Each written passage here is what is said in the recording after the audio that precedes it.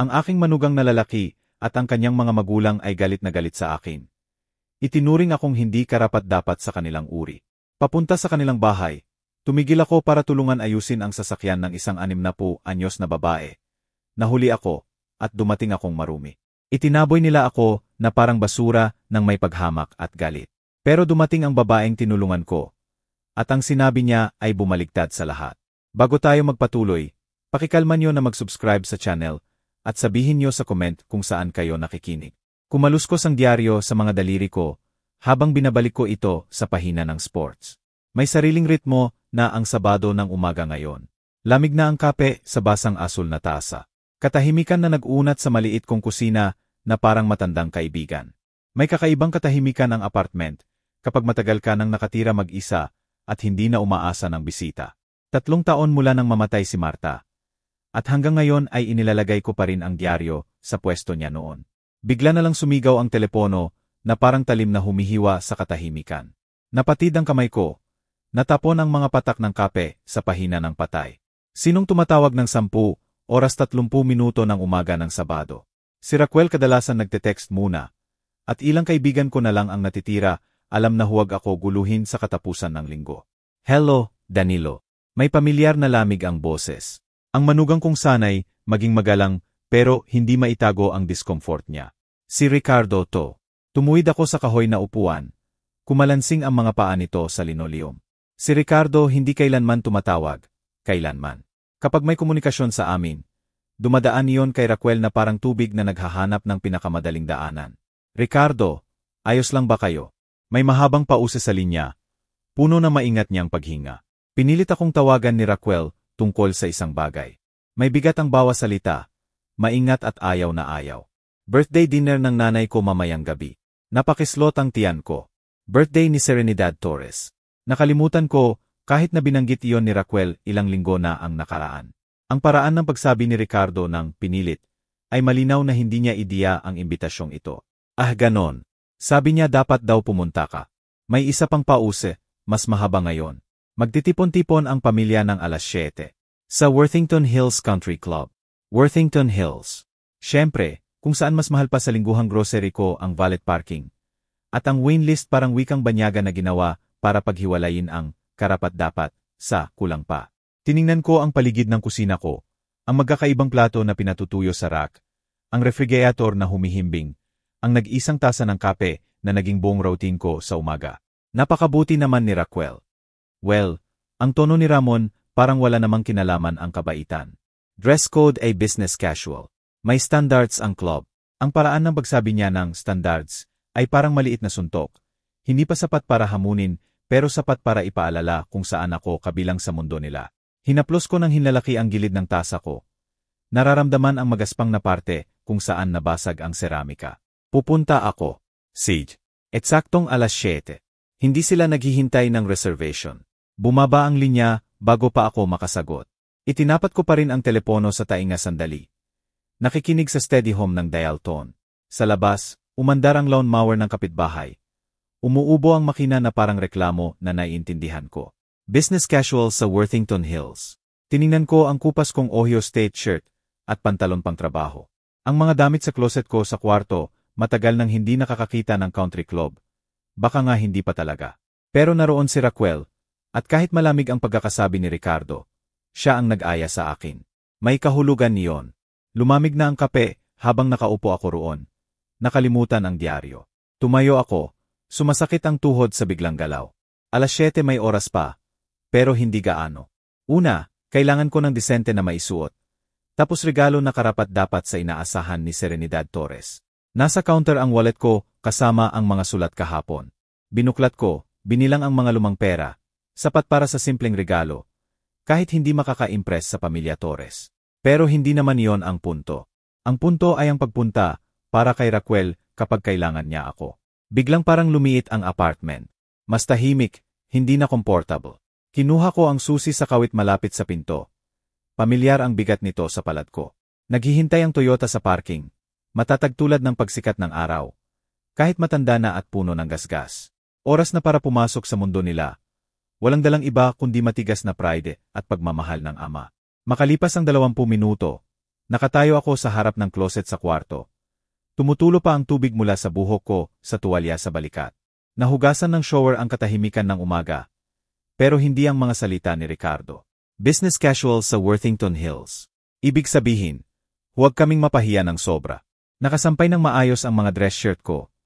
Nakaplansa pero kita ang edad. Pinakasikir ang navy blue sapat na konserbatibo para makihalo. Sapat na madilim para itago ang mga kakulangan. Kinuha ko sa hanger. Malambot na ang tela sa sobrang paglalaba.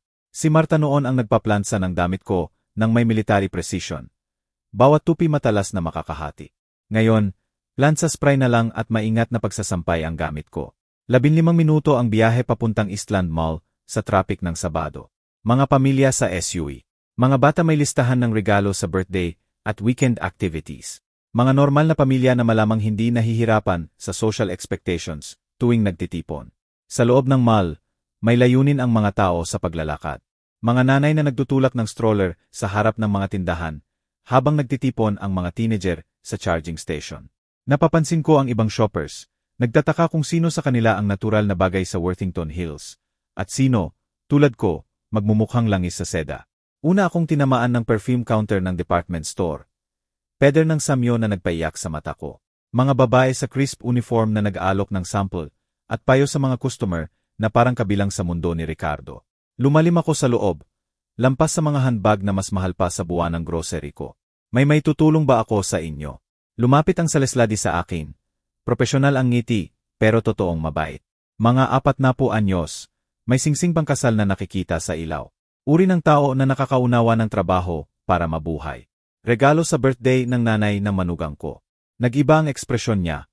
Nabasa ang nasa likod ng mga salita. Anong klaseng relasyon niyo sa kanya?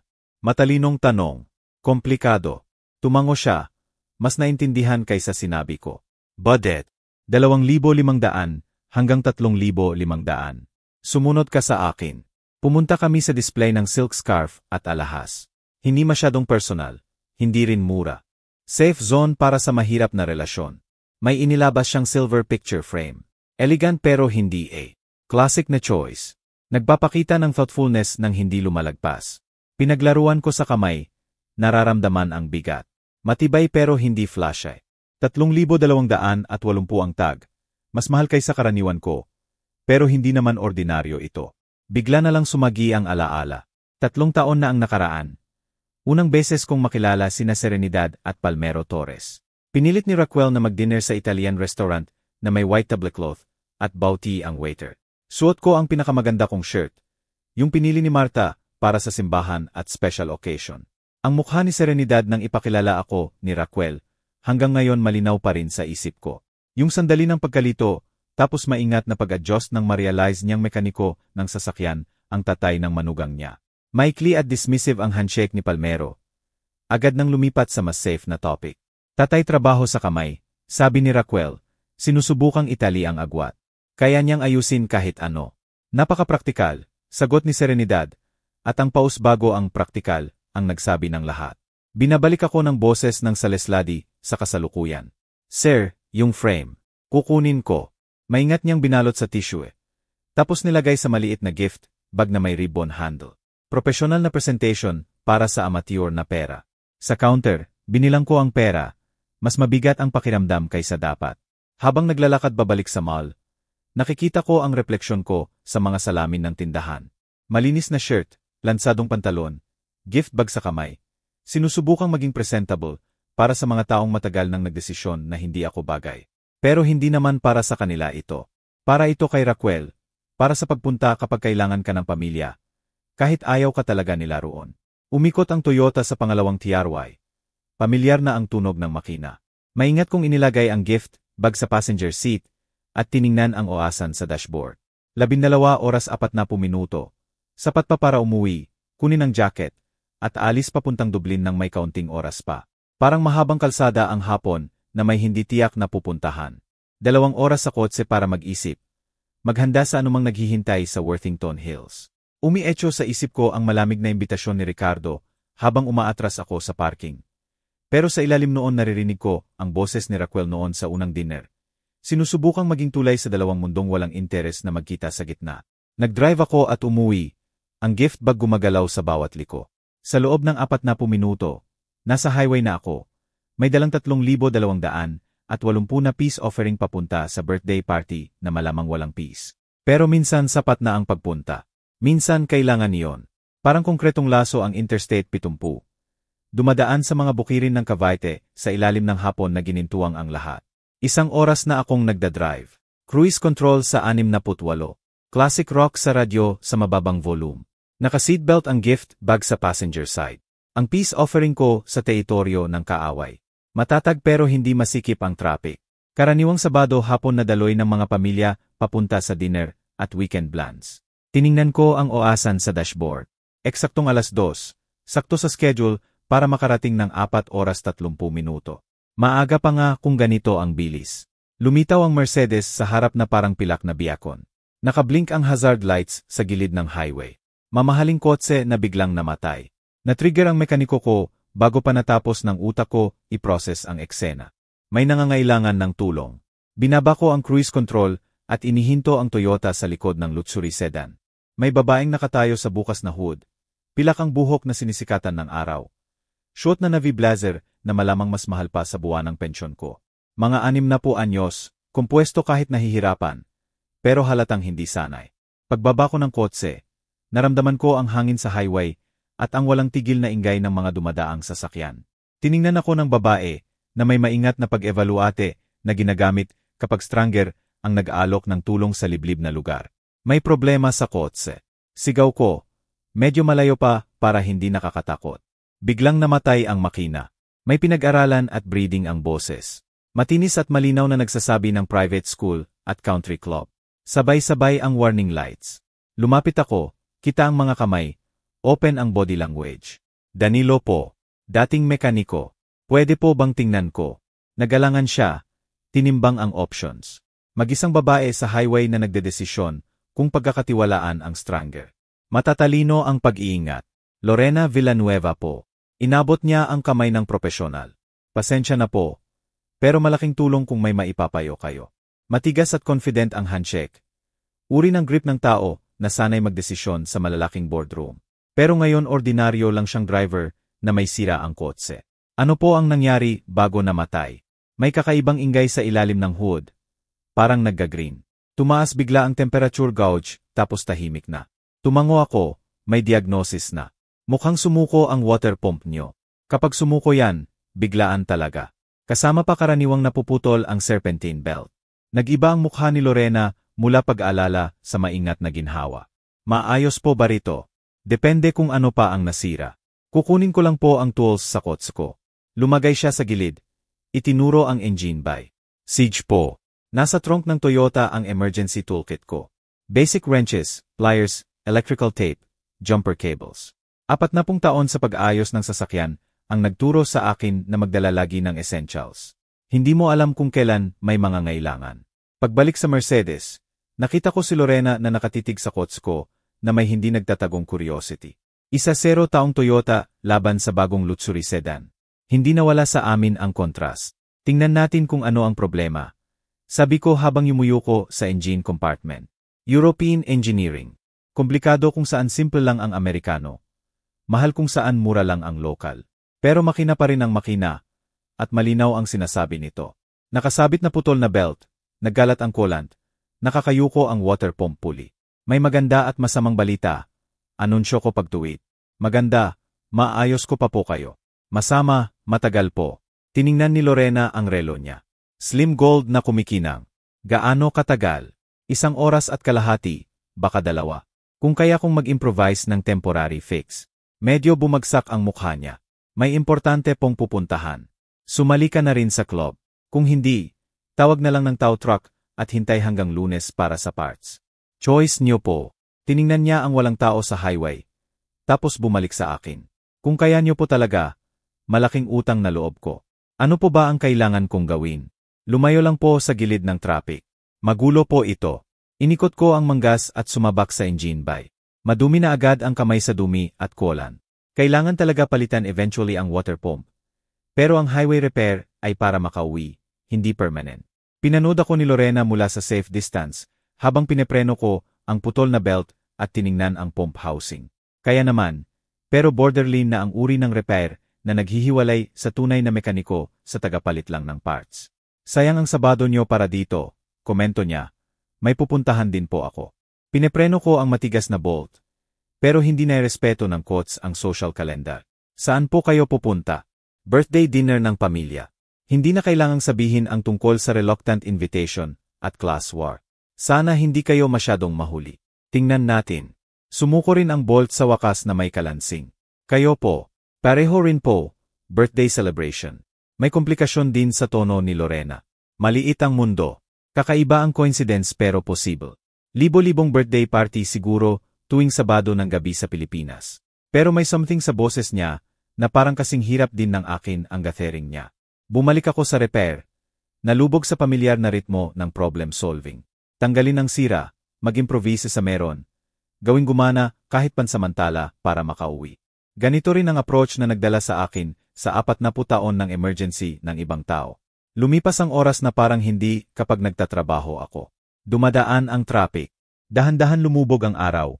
At nakahanap ng daan ang kamay ko sa German engineering. Parang muscle memory na. 40 minuto na. Nagsimula nang magpawis ang lig ko kahit may hangin pa. Lumuwag ang alternator housing na may satisfying click. Nahantong ang tunay na salarin. Worn brushes at seized bearing na sumuko na. Gaano na po katagal nyo ginagawa ito? Tanong ni Lorena mula sa guardrail. Simula pa noong 16 na anyos ako.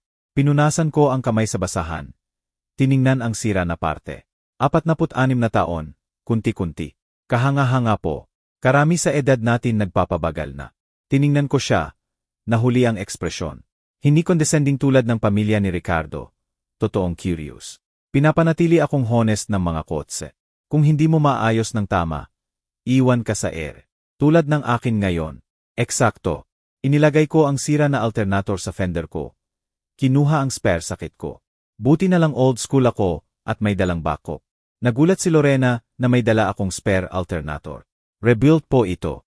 Nakuha ko sa junkyard last month. Nilinis ko sa mga bagal na gabi. Hindi mo alam kung kailan kakailanganin.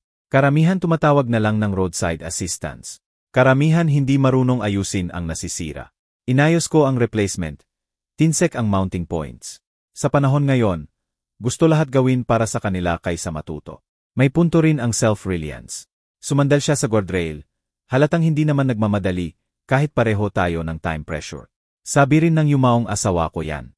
Iba nga lang ang field, pero parehong prinsipyo. Nahuli ko ang past tense.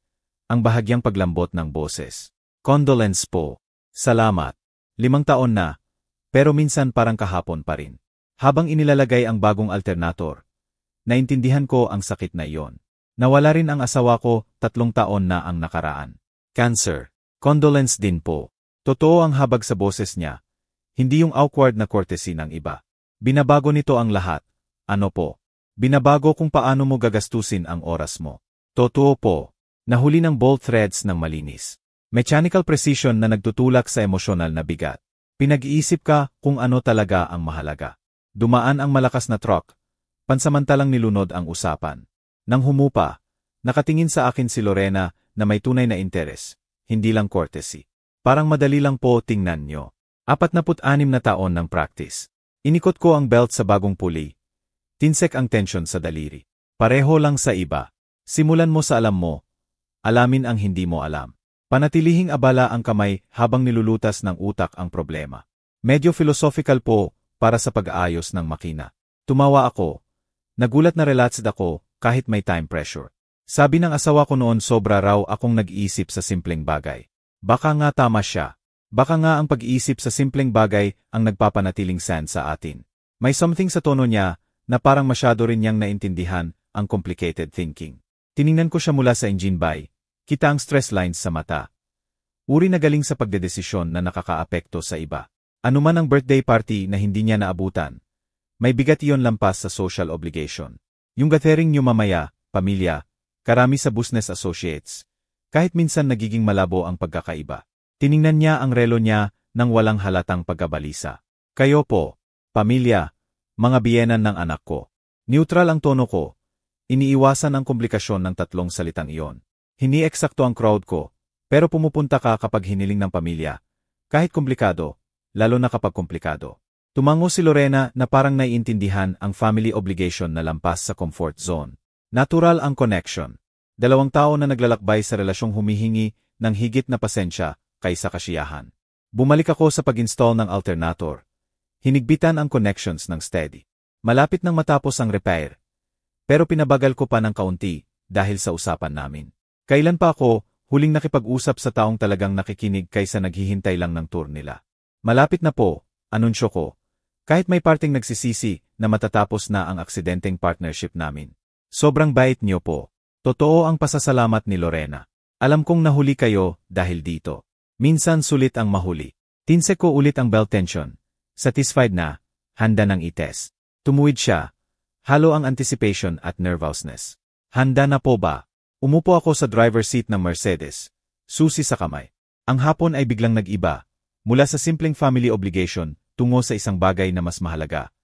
Paalala na may mabubuting tao pa rin sa mundo. Kahit sa pinaka hindi inaasahan na lugar. Inikot ko ang susi, at agad na umandar ang makina. Smooth at steady. Success. Berde ang lahat ng dashboard lights ng Mercedes. Wala nang warning. Binuhay ko ng mahina ang makina. Pinakinggan ang tahimik na hum ng bagong alternator. Perfect. Iba na talaga ang tunog, sabi ni Lorena. Yumuko para makinig sa mechanical harmony. Dapat po abot pa ng 100,000 kilometro yan. Bumaba ako. Pinunasan ang kamay sa basahan. Tandaan niyo lang po ay check ang belt tension every few months. Kinuha ni Lorena ang bag niya sa passenger seat. Bunot ang leather wallet. Magkano po ba utang ko? 2 oras na expert work plus parts. Wala po. Pasensya na po. Wala kayong utang. Sinimulan kong tipunin ang tools. Inayos sa pwesto. Masaya na po akong makatulong. Danilo, hindi po kayo seryoso. Binigay niyo buong hapon niyo. Gamit niyo pa ang tools at parts niyo. Minsan may nangangailangan lang po. Ganun lang po. Nagtayo siya na may wallet pa rin. Halatang nahihirapan sa pagtanggi ko. Pwedeng parts na lang po kahit. May presyo rin po yan alternator. 750 sa junkyard. May higit pa sa kailangan ko. Isinara ko ang toolbox ng may satisfying click. Besides, what goes around comes around. May tumulong din sa akin noon. Mali po ang pakiramdam nito. Maniwala kayo sa akin, hindi po. Dahan-dahan niyang ibinalik ang wallet. Pero hindi pa tapos ang usapan sa mukha niya. Kung ganun, bigay niyo naman po ang number niyo. Gusto ko po sanang makipag-ugnayan ulit. Nagulat ako ng higit sa dapat. Sigurado po kayo. Siguradong sigurado. Bihira na po makakilala ng tunay na mabuti. Kinuha ko ang cellphone ko sa bulsa. Matandang model na ginagawa lang ang trabaho ng cellphone nang walang komplikasyon. Ano po ang number niyo? Binigkas niya ng maingat habang tinatipe ko. Tapos tinawagan ko agad para i-confirm. Tumugtog ang cellphone niya ng classical music. Elegant na hindi ko kilala. Lorena Villanueva, sabi ko habang nilalagay ang contact. Ayan na po. Nasa phone ko na kayo at nasa phone niyo na rin ako. Ngumiti siya. Unang tunay na relaxed ng ngiti na nakita ko. Danilo Cruz, Highway Angel. Danilo lang po okay na. Tumayo kami roon sandali. Paehong alam na matatapos na ang aksidenteng partnership namin. 2 oras na magkasama ang lumikha ng hindi inaasahan. Tunay na pagkakaibigan na gawa sa usapan at respeto. Ayaw ko sanang tapusin ito, pero kailangan ko na talagang umalis, sabi ni Lorena habang tinitingnan ang relo. Nahuli na talaga ako. Parang binuhusan ako ng malamig na tubig ng oras. Ako rin. Pinilit kong maging casual ang boses. Saan po kayo pupunta? Kung okay lang itanong. Sa may Alabang Aiya. Kayo po. Napatigil ang puso ko. Ah, Alabang. Paehong direksyon naman, kahit paano. Puno ng Alabang bound traffic ang Sabado ng gabi. Same area din po pala. Maliit ang mundo. Baka magkita pa tayo sa daan. Inabot niya ang kamay para sa huling handshake. Thank you, hindi sapat sa nagawa niyo ngayon. Matigas at mainit ang grip. Mas matagal kaysa kailangan. Ingat po kayo, Lorena. Kayo rin po, Danilo. At seryoso ako sa pakikipag-ugnayan ulit. Pinanood ko siyang umupo sa driver's seat. Nag-adjust ng salamin at tinsek ang instruments na parang talagang natakot sa reliability kanina. Humina ang Mercedes ng malambot. Lahat ng system gumagana ng perpekto. Mula sa kots ko, kinuha ko ang gift bag na may silver frame para kay Serenidad Torres. Nalanta na ang ribbon handle sa init ng hapon. Pero buo pa rin ang regalo. Kahit papaano hindi ako walang dala. Kahit huli na ako. Bumaba ang salamin ni Lorena habang naghahanda siyang sumabay sa traffic. Ingat po sa pagmamaneho. Kayo rin po. At tawagan niyo po kung may problema ulit sa kotse. Gagawin ko po, at Danilo, salamat ulit sa lahat. Sumabay siya sa daloy ng traffic ng may confidence. Ang Mercedes nawala sa mga sasakyang papuntang Alabang. Naghintay ako sandali. Pinanood ang tail lights niya na nawala sa daloy ng Sabado hapon. May text sa phone ko. Number ni Lorena. Naibalik niyo ang paniniwala ko sa kabutihan ng tao. Salamat. Glad po akong nakatulong. Safe travels. Mabilis kong reply. Pinaandar ko ang makina ko. Halo ang satisfaction at anxiety. Iba na ang takbo ng hapon. Mula sa simpleng family obligation, tungo sa tunay na makabuluhan. Si Lorena Villanueva, stronger 2 oras na ang nakaraan. Ngayon ay taong talagang inaasahan kong makita ulit. Pero nakabantay ang party ng mga Torres. At ngayon catastrophic na ang pagkalet ko. Umietso sa memorya ko ang malamig na imbitasyon ni Ricardo habang sumasabay ako sa traffic. Sumusunod sa paihong ruta na tinahak ni Lorena kanina. 1 oras pa, pumasok ako sa Worthington Hills Subdivision, kung saan bawat damuhan parang professionally manicured, at bawat driveway may sasakyan na mas mahal pa sa taunang sweldo ng karamihan. Nasa dulo ng cul-de-sac ang bahay ng mga Torres na parang monumento sa matagumpay na buhay. 2-story colonial brick, by windows na kumikinang, landscaping na pang-magazine. Ipinarke ko ang Toyota ko sa likod ng linya ng luxury cars. BMW, Mercedes, Lexus, Audi. Ang 1.0 taong Camry ko, parang naligaw sa maling barangay. Nasa tabi ko ang gift bag. Lubog na ang ribbon handle. Ang silver frame biglang parang hindi sapat sa ganitong level ng yaman. Habang naglalakad sa curved driveway, nakita ko ang refleksyon ko sa salamin ng parked car. 2 oras na roadside repair ang nag-iwan ng marka. May langis pa sa shirt, dumi sa ilalim ng kuko kahit naglinis na. Gusot ang buhok sa hangin ng highway. Hindi eksakto business casual para sa standards ng Worthington Hills. Kumanta ang doorbell ng classical notes. Malamang mas mahal pa sa buwanang bayarin ko sa kuryente. Sa glass panel, kita ang galaw. Naririnig ang bulungan at kalaseng ng inumin. Tuloy na tuloy ang party kahit wala ako. Si Serenidad Torres mismo ang nagbukas ng pinto. At sunod-sunod ang pagbabago ng ekspresyon niya. Gulat, evaluation.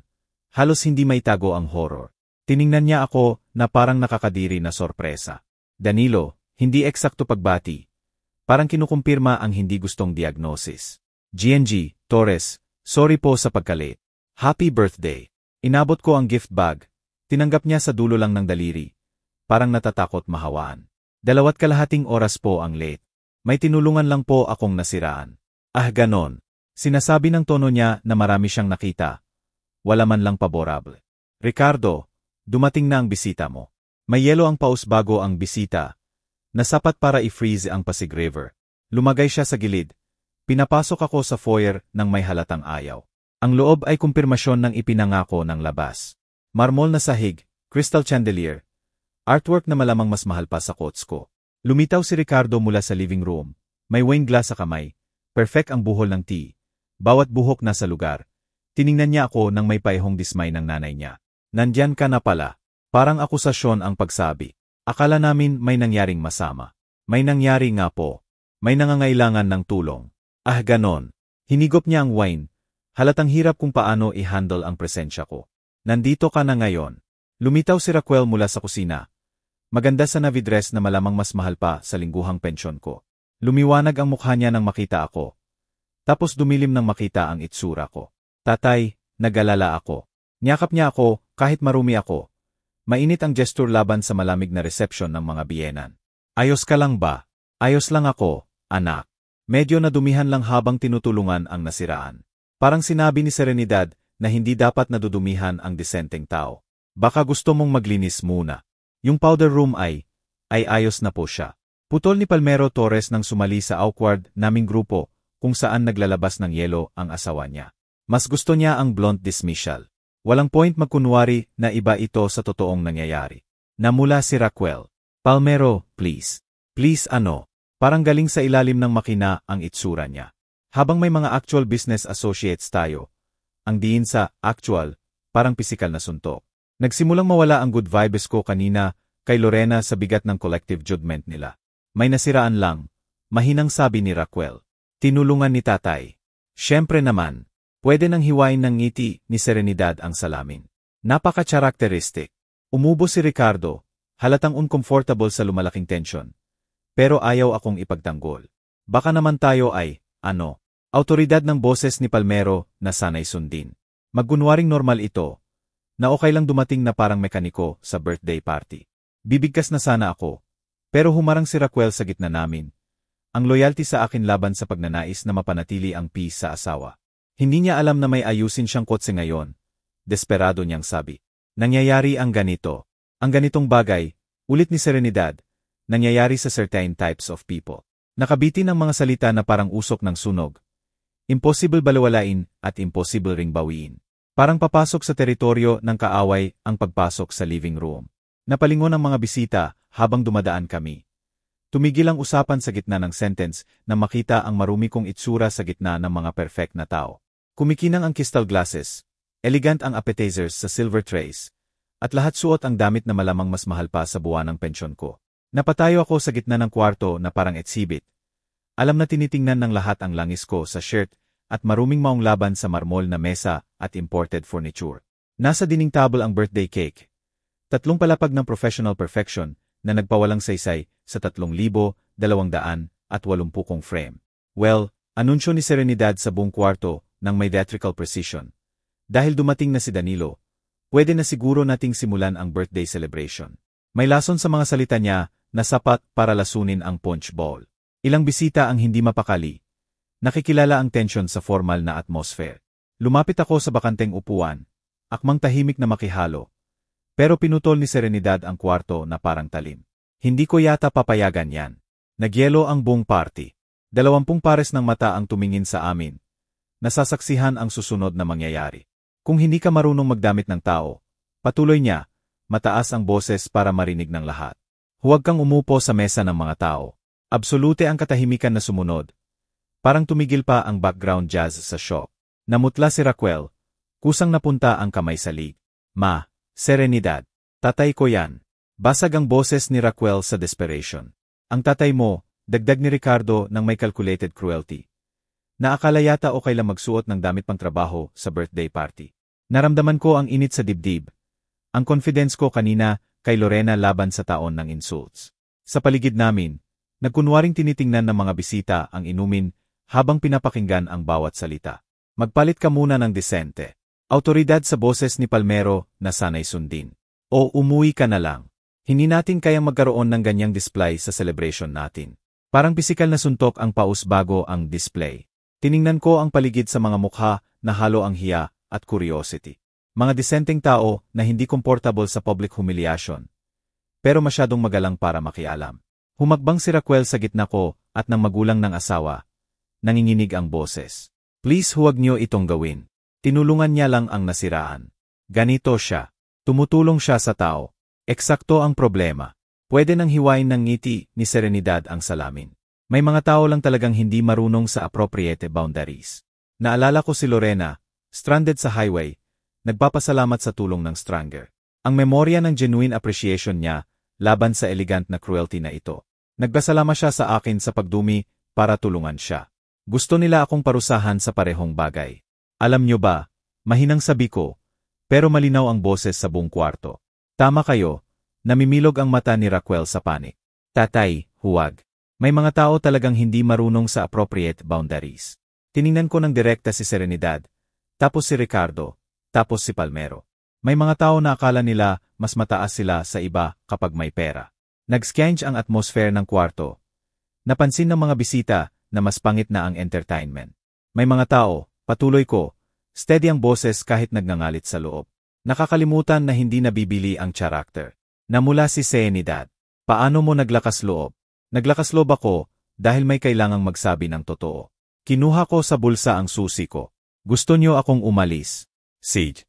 Pero tandaan niyo itong sandaling ito kapag nagtataka kayo kung bakit iniiwasan kayo ng mga disenteng tao. Lumapit sa akin si Raquel. Nagsisimula ng tumulo ang luha. Tatay, please huwag kang umuwi. Ito lang naman talaga yan, anak.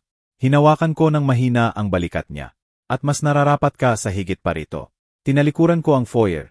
Buo pa rin ang dignidad kahit sinubukan nilang sirain. Sa likod ko, narinig ko si Serenidad na tumataas ang boses sa galit. Si Ricardo na bumubulong ng typical behavior. at mahinang iyak ni Raquel. Kumanta ang doorbell sa buong bahay. Classical notes na humihiwa sa toxic atmosphere na parang musika mula sa ibang mundo. Sa front window, nakita ko ang pilak na pintura at eleganteng kurba. Napatigil ang hininga ko. Ang Mercedes, paihong luxury sedan na 2 oras kong inayos sa highway. Ngayon nasa driveway ng mga Torres na parang sagot sa dasal. Bumagsak ang pinto ng kotse sa labas. Mamahaling tunog na nagsasabi ng quality engineering at malaking investment. May mga hakbang papalapit sa circular drive. Confident heels na tumatama sa imported stone. Lumitaw si Lorena Villanueva sa front door. Kita sa glass panel na parang aparisyon ng grace at composure. Eksakto pa rin tulad ng naalala ko. Pilak ang buhok na perpektong nakastyle. Immaculate ang navy blazer. May tahimik na authority na sanay sa respeto. Lumapit si Ricardo sa entrance. Nanginginig ang kamay na may wine glass. Investor siguro yan. Tapos ni Palmero. Masikip ang boses sa biglang panik. Bumagsak ang tiyan ko nang magets ko. Si Lorena, ang birthday party. Parehong gathering na binanggit niya sa highway. Siyempre. Namutla si Serenidad. Tingin niya sa akin at sa paparating na figura. Maaga siya. Hindi pa namin inaasahan. Binuksan ang pinto bago pa makarating si Ricardo. Pumasok si Lorena ng natural na confident. Tiningnan ang eleganteng foyer bago tumama ang tingin sa grupo sa living room. Nang makita ako, buong mukha niya ang tunay na kasiyahan. Danilo, mainit ang boses na tumawid sa espasyo. Napakagandang sorpresa na makita kita rito. Lumapit siya sa akin nang may easy grace ng taong talagang masaya makakita ng matandang kaibigan. Ang pamilya Torres Nagyelo. Halatang nag-isip kung ano ang koneksyong ito. Lorena. Ngumiti ako. Unang ngiti ko sa maraming oras. Maliit nga ang mundo. Hindi ba? Inabot niya ako. At sandali. Nawala ang humilyasyon ng hapon. Kumusta ang nalalabing biyahe mo? Sana hindi ka masyadong nahuli sa family gathering mo. Sa likod niya, nakita ko ang ekspresyon ni Serenidad na nag-cycle sa confusion, recognition, at lumalaking horror. Ang wine glass ni Ricardo tumigil na sa paglapit sa labi. Si Palmero, parang sinabing revoked ang building permit niya. Ang family gathering ko, ulit ko, hindi nawala sa akin ang irony. Dito pala yon.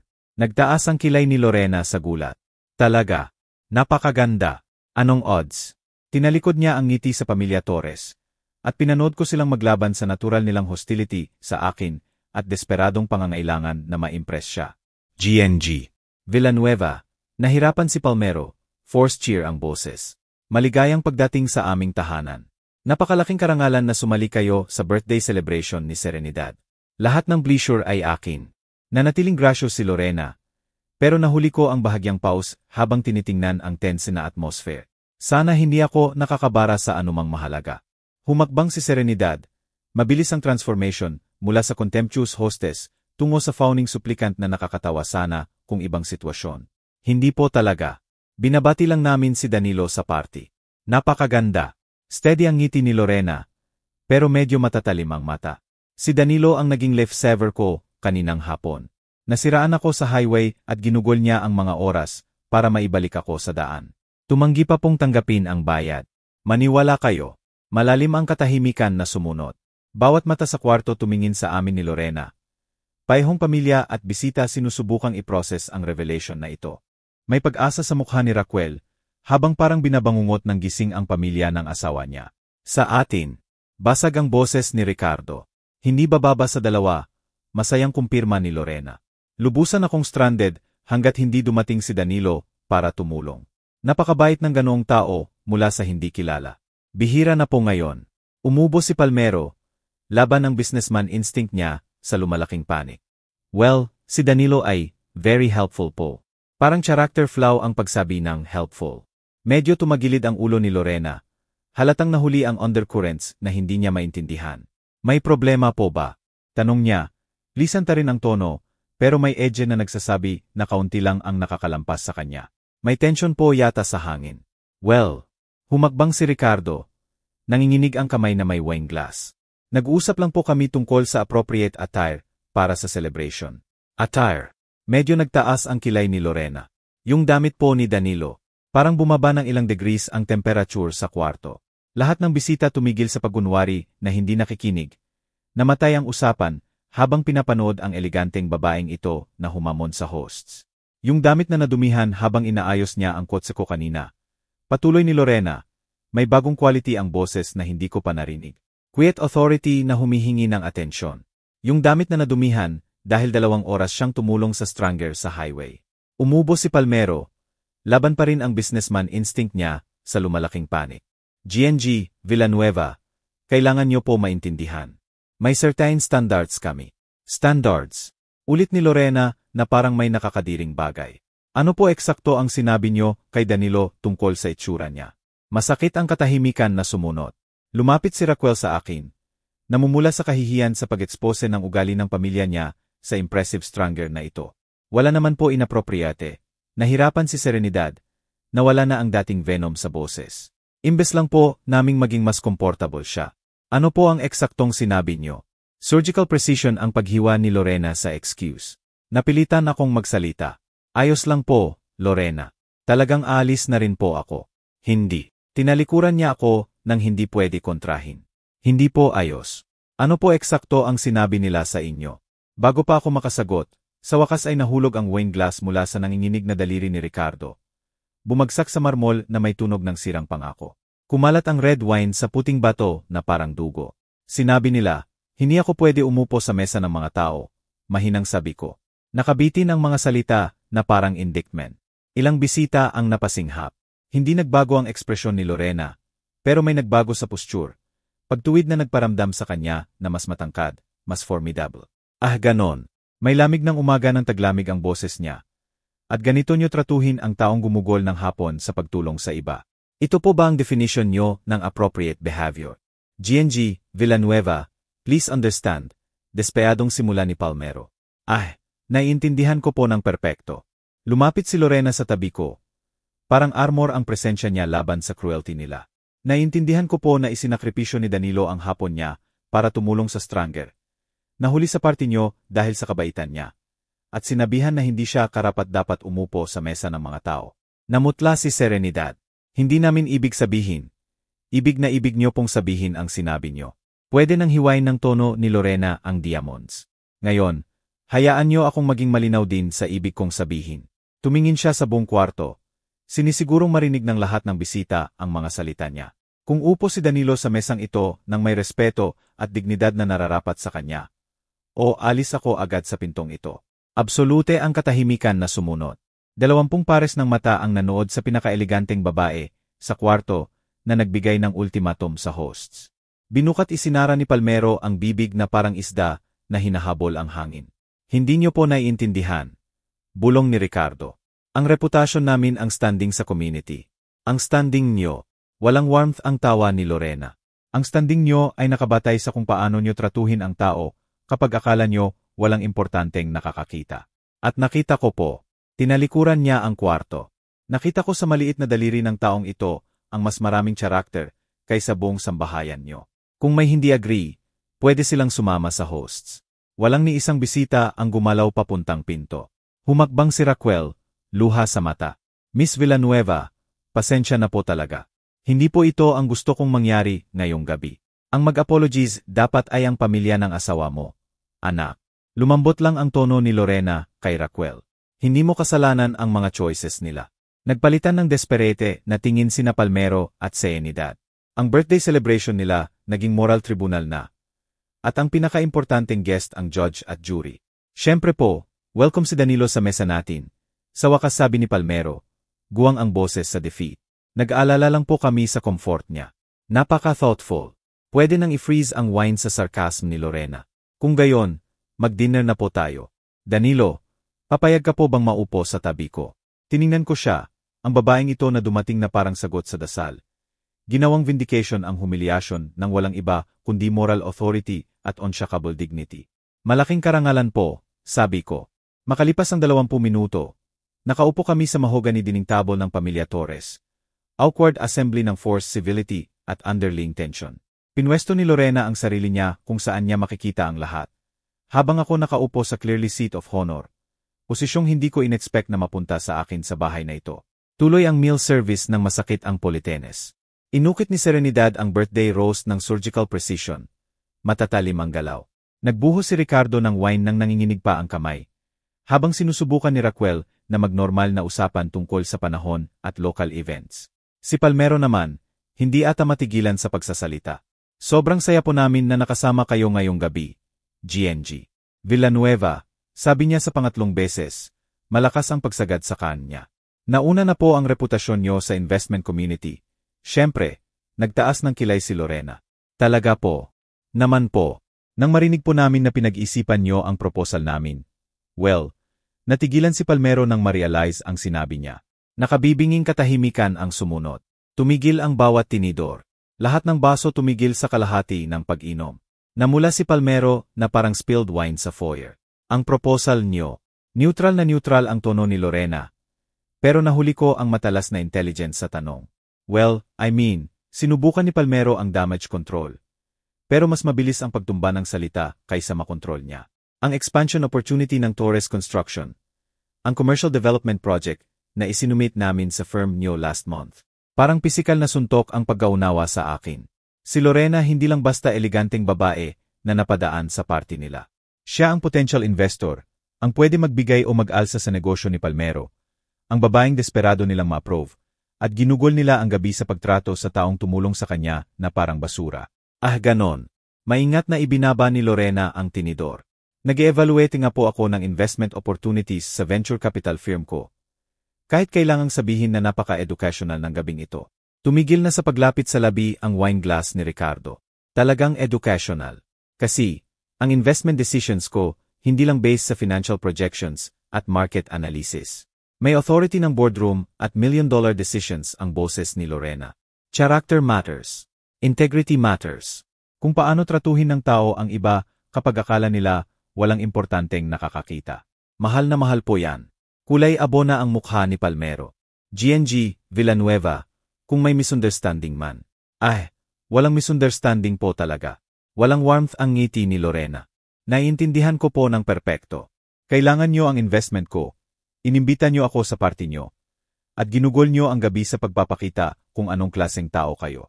Nahanap na ni Serenidad ang boses niya. Pinapanatili lang po namin ang appropriate standards. Standards. Walang warmth ang tawa ni Lorena. Sinabihan niyo ng taong gumugol ng hapon sa pagtulong sa stranger na hindi siya karapat-dapat umupo sa mesa ng mga tao. Yan to ba ang standard niyo? Pakiramdam ko umiikot ang kwarto habang lumilinaw ang buong sitwasyon. Ang mga taong ito na naghumilyate sa akin, sinubukang i-exclude sa gathering nila, ay nakadepende sa goodwill ng babaeng tinulungan ko sa highway. Halos hindi ka panipaniwala ang cosmic justice nito. Napaka-remarkable ng irony, hindi ba? Patuloy ni Lorena, tinitingnan ang buong mesa. Ang taong itinuring nyo na hindi karapat-dapat sa inyong kumpani ang siyang gumugol ng 2 oras sa pag-aayos ng kotse ko kanina. Kung hindi dahil sa kanya, hindi ako nakarating dito kahit kailan. Naggalas ang kutsilyo ni Palmero sa plato. Hindi po namin alam eksakto. Hindi nyo alam. Hinusgahan nyo si Danilo base sa itsura, propesyon, social status niya. Hindi nyo man lang sinubukang tingnan ang character, kabaitan, competence niya. Uminom si Lorena ng wine, deliberate at controlled ang galaw. Sa experience ko, mas magandang indikator iyon ng halaga ng tao kaysa presyo ng damit niya. May luha sa mata ni Raquel. GNG. Villanueva, mabuting tao ang tatay ko. Pinakamabuti na kilala ko. Kita ko po yan, anak. Lumambot lang ang tono ni Lorena kay Raquel. Halata naman po sa may mata. Ang tanong kung makikita rin ito ng pamilya ng asawa mo. Nakatayo pa rin ang birthday cake sa crystal stand. 3 palapag ng perfection na walang gustong tikman. Sa paligid ng mesa, tahimik ang ibang bisita. Unwilling witnesses sa reckoning na hindi nila in-expect. Gusto ko po sanang maintindihan nyo ang isang bagay. Sabi ni Lorena, direktang tinutukan ang pamilya Torres. Tumigil si Danilo sa mataong highway para tumulong sa complete stranger. 2 oras siyang nagtatrabaho sa init, nadumihan, ginamit ang sariling tools at parts, at tumanggi sa bayad. Nahuli siya sa gathering nyo dahil priority niya ang tumulong sa nangangailangan. Ang mga salita niya nakabitin na parang indictment. At ang response nyo ay humiliate siya dahil sa mismong kabaitan na nagdala sa akin dito ng ligtas. Sabi ni Lorena na may bigat ng absolute moral authority. Sinasabi niyan sa akin ang lahat ng kailangan kong malaman tungkol sa character nyo. At character, tulad ng sinabi ko, crucial sa investment decisions ko. Nanginginig na ang kamay ni Palmero. GNG, Villanueva, please. Kung pwedeng isaalang-alang nyo ulit. Ah, maraming iniisip ako ngayon, sagot ni Lorena, at hindi maganda ang tono para sa kanila. Inilagay ni Lorena ang napkin ng deliberate precision ng taong sanay magdesisyon na nagbabago ng buhay. Tahimik ang dining room, maliban sa mahinang tiktak ng grandfather clock sa sulok, bilang ng mga sandali bago ang hatol. Napagdesisyunan ko na po ang tungkol sa Torres Construction Investment, anunsyo niya. Kulay abo na ang mukha ni Palmero. GNG, Villanueva, please, kung pwedeng tapusin ko muna. May authority ng boardroom at million-piso decisions ang boses ni Lorena. Sa 30 taon ko sa venture capital investment, natutunan ko na hindi lahat sinasabi ng numbers. Ang pinakamahalagang factor sa business partnership ay character. Tiningnan niya ang buong mesa. Tumigil ang tingin sa bawat miyembro ng pamilya Torres isa-isa. Nagpapakita ang character sa kung paano tratuhin ng tao ang iba kapag akala nila walang importanteng nakakakita. Ang character ang magdedesisyon kung unlad o mabubuhay lang ang business relationship hanggang sa unang malaking challenge. Nakalimutan na ang wine glass ni Ricardo sa nanginginig na kamay. Character. Eksakto. Kasi, hindi lang po ako namumuhunan sa business plan o market projections. Namumuhunan ako sa tao, at ang mga tao na pinipili kong suportahan kailangang magpakita ng basic human decency, integrity, at respeto sa iba. Professional pa rin ang tono ni Lorena, pero may bakal sa ilalim ng mga salita. Non-negotiable po ang mga yan. Sumandal si Serenidad ng desperado. GNG, Villanueva, sigurado po akong naiintindihan nyo na may standards kami. Standards. Pwede nang hiwain ng ngiti ni Lorena ang salamin. Pag-usapan po natin ang standards. Kanina, nang masira ang kotse ko sa highway, tinulungan ako ng taong gumugol ng 2 oras ng sarili niyang oras, gamit ang sariling tools at parts, at tumanggi sa bayad. Ipinakita ng taong iyon ang klaseng character na pinapahalagahan ko sa business partners. Nanginginig ang kamay ni Palmero habang inaabot ang tubig. Wala po kaming way para malaman. Yan po eksakto ang punto. Wala kayong way para malaman ang koneksyon ni Danilo sa akin. Kaya ipinakita nyo ang tunay na sarili nyo. Sinabihan nyo ng taong isinakripisyo ang hapon niya para tumulong sa stranger na hindi siya karapat-dapat umupo sa mesa ng mga tao. Nanatiling calm ang boses ni Lorena, pero parang martilyo ang bawat salita. Ipinakita nyo eksakto ang klaseng character na hindi ko po kayang suportahan. Parang courtroom ang kwarto na naghihintay ng verdict. Tumigil na sa pagunwaring kumakain ang ibang bisita. Nakatutok ang atensyon sa eleganteng babaeng ito na naghahatid ng judgment ng surgical precision. Kailangan ko ng business partners na naiintindihan na ang sukses hindi lang nakadepende sa profit margins at market share. Nakadepende ito sa pagtrato ng may dignidad sa tao kahit ano ang itsura, propesyon, o social status nila. Sandaling tumingin sa akin si Lorena. Malinaw ang acknowledgement at respeto sa ekspresyon niya. Si Danilo Cruz ang personifikasyon ng mga values na yan. Kayo po ay hindi. Halos pabulong na lang ang boses ni Raquel. Ano po ibig sabihin nito? Ibig sabihin, malinaw na sabi ni Lorena, na hindi ako mamumuhunan sa Torres Construction. Hindi ko po kayang suportahan sa good conscience ang negosyong pinamamahalaan ng mga taong kulang sa basic human decency. Nakabibinging katahimikan ang sumunod. Kulay abo na paputi ang mukha ni Palmero. Parang pisikal na bigat ang financial ruin na bumaba sa kanya. Nag-crack ang perfect composed facade ni Serenidad. Kita ang tunay na panik sa ilalim ng social polish. Please reconsider. Nahirapan si Palmero. Ang expansion plans namin, ang mga trabaho na malilikha, ang community development. Maghahanap na lang po kami ng ibang funding. Walang pag-alinlangan ang tono ni Lorena. Nakita ko na po ngayong gabi na fundamentally incompatible sa values ko ang anumang business relationship natin. Inilagay ni Ricardo ang wine glass ng nanginginig ang kamay. Pero hindi namin alam ang koneksyon niyo kay. Kaya madali ang desisyong ito. Walang warmth ang ngiti ni Lorena. Ginawa niyo pong masama si Danilo dahil akala niyo walang consequences ang cruelty. Sinasabi niyan sa akin ang lahat ng kailangan kong malaman tungkol sa character at judgment niyo. May nagbago sa loob ng dibdib ko. Gaan na hindi ko naranasan mula nang mamatay si Marta. Hindi eksakto triumph, pero malalim na satisfaction nang nakita ang hustisya. Ang mga taong ito na sinubukang ihumiliat ako, na itinuring akong hindi karapat-dapat sa basic respeto, ngayon hinaharap ang consequences ng sariling ugali. Hindi po something na pwede mong i-on at off ang character depende sa kung sino ang nakakakita. Patuloy ni Lorena, kung sino ka kapag akala mo walang pakialam. At ngayong gabi, ipinakita niyo sa akin kung sino kayo. Ang business empire ni Palmero, gawa sa contracts at connections na nakadepende sa investment at goodwill. Gumuho sa eleganteng dining room na may efficiency ng controlled demolition. 3 dekada ng social climbing at wealth accumulation na nawala sa 15 minutong exposed character. Sana po, sabi ni Lorena, tumayo ng natural na graceful, na matuto kayo ng mahalagang leksyon tungkol sa pagtrato sa kapwa. Kahit alam kong mahal ang lesson. Nakatayo pa ring hindi nagagalaw ang birthday cake sa Crystal stand. 3 palapag ng celebration na walang ganang tikman. Makalipas ang 1-0 minuto, nasa foyer ako.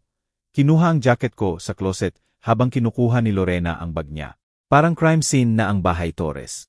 Magagandang surface na nagtatago ng wreckage ng exposed character at gumuho na pangarap. Lumitaw si Raquel sa tabi ko. Pulang-pula ang mata sa kaiyak. Tatay, sorry na sorry talaga ako. Hindi ko naman gusto na. Ako ang may gusto, anak. Mahinahon ko siyang niyakap. Wala itong kasalanan mo. Nahuli ka sa gitna ng bagay na hindi mo ginawa. Ano po ba ang gagawin ko ngayon? Maging ikaw lang.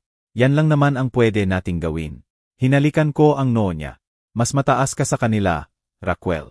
Huwag mong hayaang baguhin ng bitterness nila kung sino ka. Naghintay si Lorena ng matiyaga sa pinto. Ang presensya niya calm anchor sa emotional storm. Nang matapos akong makausap si Raquel, lumapit siya ng natural na graceful. Lorena, sabi ko, nagulat ako sa sariling tapang. Gusto mo po bang mag-dinner? May kilala akong lugar malapit na masarap ang pagkain at hindi kailangan ng trust fund. Unang tunay na warm na ngiti niya sa buong gabi. Gusto ko po, talagang gusto. Iniwan namin ang bahay Torres. Lumakad sa malamig na hangin ng Mayo na parang kalayaan matapos ang oras ng social suffocation. Nasa pagitan ng 2 luxury car ang Toyota ko na parang paalala na may authenticity sa gitna ng artipisyo. Sa kotse mo o sa akin? Tanong ni Lorena, may amusement sa mata. Mas maasahan siguro yung akin. Sabi ko, naalala ang alternator repair na nagsimula ng buong adventure. Sa maikling biyahe papuntang Miller's Steakhouse, local place na maganda ang pagkain at zero pretension. Nag-usap kami ng lahat maliban sa drama ng gabi. Ang panahon, traffic sa Pilipinas, kung paano iba ang hitsura ng tagsibol kapag matagal ka nang nabuhay para pahalagahan ang seasons. Tinanggap kami ng Millers ng may warm lighting at komportableng ingay ng tunay na usapan. Naupo kami sa corner booth na worn smooth na ang red vinyl seats sa dekada ng honest meals at real relationships. So, sabi ni Lorena pagkatapos naming mag-order, napaka-eventful ng araw na ito. Isang ang paraan para sabihin yan. Inabot ko ang tubig ko. Iniprocess pa rin ang transformation ng gabi. Gumising ako kanina na ayaw ko sa birthday party. Ngayon nakakain ako ng dinner, kasama ang taong lubusan ng binago ang pananaw ko sa lahat. May sense of humor talaga ang universe, hindi ba? Sumandal siya sa booth. 3 dekada akong nag-evaluate ng tao para sa business partnership. Kadalasan buwan ng research, background checks, financial analysis. Ngayon natutunan ko ang lahat ng kailangan ko sa 2 oras sa highway. Dumating ang meals namin. Simpleng steak at gulay. Klaseng pagkain na nakakabusog ng hindi kailangang mag-impress. Kumain kami ng dahan-dahan. Dumadaloy ang usapan ng madali ng mga taong nagkita ng unexpected compatibility. Pwede po bang magtanong ako? Sabi ko habang hinihiwa ang steak ko. Bakit po ganun kahalaga ang character sa business decisions nyo? Pinag-isipan muna ni Lorena habang ngumunguya ng mahinahon. Kasi lahat ng iba pwede matutunan o mahir. Market knowledge, financial skills, operational expertise. Pwede kang kumuha ng consultants. Pero character, integrity, kung paano tratuhin ng tao ang iba kapag akala nila walang pakialam. Umiling siya. Yan ang tunay na tao. At natutunan ko na ang masamang character, eventually sinisira ang lahat.